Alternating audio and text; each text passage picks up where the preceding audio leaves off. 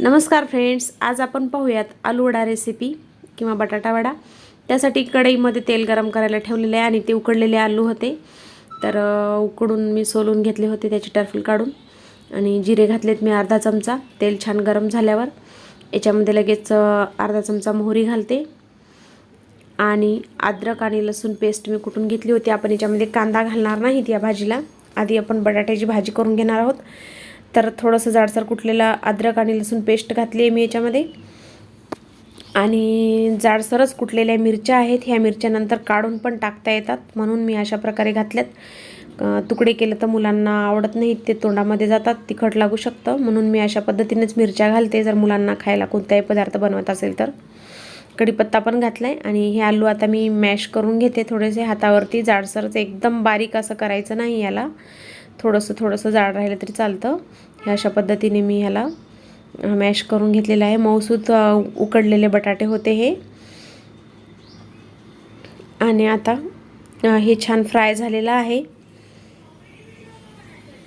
आणि आता हळद घातली चिमूटभर आणि किचन किंग मसाला घालते मी या भाजीमध्ये। खूपच छान चव येते या भाजीला किचन किंग मसाल्याने, म्हणून घातलाय। आणि आता हे बटाटे घातले त्याच्यामध्ये आणि ह्याला छान मी गॅस बंद करते लगेच आता, कारण की ह्याला तडका दिला तरी चालतं, वरून बटाट्यावरती तडका टाकला तरी चालतं। तर कढईत टाकल्या गॅस बंद केला आणि मीठ घालते मी याच्यामध्ये चवीप्रमाणे आणि ह्याला चांगलं मिक्स करून घेते ह्या भाजीला। कोथिंबीर पण घातली आहे थोडीशी वरून आता, आणि ह्या भाजीला चांगलं मिक्स करून घेते, मीठ सगळीकडं लागेल असं। खूप खमंग सुवास येत आहे अद्रक लसूणचा, ह्याच्यामुळे भाजीला चव खूप छान येते। आणि एका छोट्या पातेल्यामध्ये आता बेसन घेणार आहे मी, थोडेसेच वडे बनवणार आहे, त्यामुळे एक वाटीभर होईपर्यंत बेसन पीठ घेतलेलं आहे। याच्यामध्ये थोडीशी हळद, चिमूटभर हळद आणि चवीनुसार मीठ, अर्धा चमचा मीठ आणि अर्धा चमचा लाल तिखट घालूया त्याच्यामध्ये, म्हणजे वड्यांच्या वरच्या कवरला पण छान चव येईल म्हणून लाल तिखट पण घालते थोडंसं। आणि खायचा सोडा घातलाय चिमूटभर, वडे मस्त फुगतील आपले म्हणून घातलाय सोडा। आणि लागेल तसं पाणी घेऊन याचं बॅटर तयार करायचं आहे। भज्याप्रमाणे तयार करायचं नाही आपल्याला, हे थोडंसं पातळ हवं आहे, खूप घट्ट नाही पाहिजे। तर पहा मी कशा पद्धतीने करते, स्किप न करता तुम्हाला मी पूर्ण प्रोसेस दाखवत आहे ह्याची, भिजवताना कसं पद्धतीने भिजवायचं आहे ते।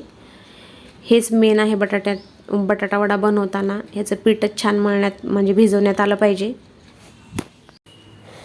तर अशा पद्धतीने भिजवले बघा, हातावरती घेऊन टाकून दाखवते। हे असं पातळ, एवढं पातळ पाहिजे, म्हणजे डीप करून आपल्याला वडे बनवायचे आहे त्याच्यामध्ये। आणि तेल छान गरम झालेलं आहे, तर आता वडे तळायला सुरुवात करूयात।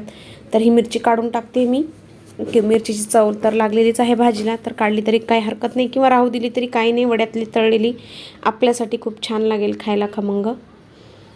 मुलांसाठी असेल तर काढून घ्या, मुलांसाठी बनवत असेल तर। तर अशा पद्धतीचे गोळे करून मी सोडत आहे, म्हणजे पटापट डिप करून पटापट टाकता येतात कढईमध्ये। तर आता ह्याला सगळीकडे बेसन पीठ लावून घ्यायचं वड्याला आणि कढईमध्ये अलगद सोडायचं आहे।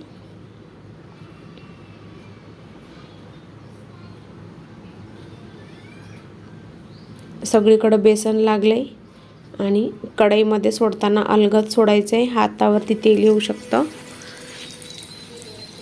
तर किंवा तुम्ही चमच्याने पण हे वडे सोडू शकता, अगोदर गोळे बनवून बेसन पिठामध्ये डिप करायच्या नंतर चमच्याने पण टाकू शकता, कारण की तेल गरम मस्त उडायची भीती असते हातावरती म्हणून।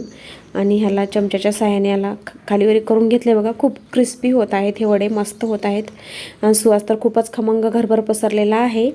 आले लसूण पेस्टमुळे आणि किचन किंग मसाल्यामुळे ह्याला खूप छान चव येणार आहे।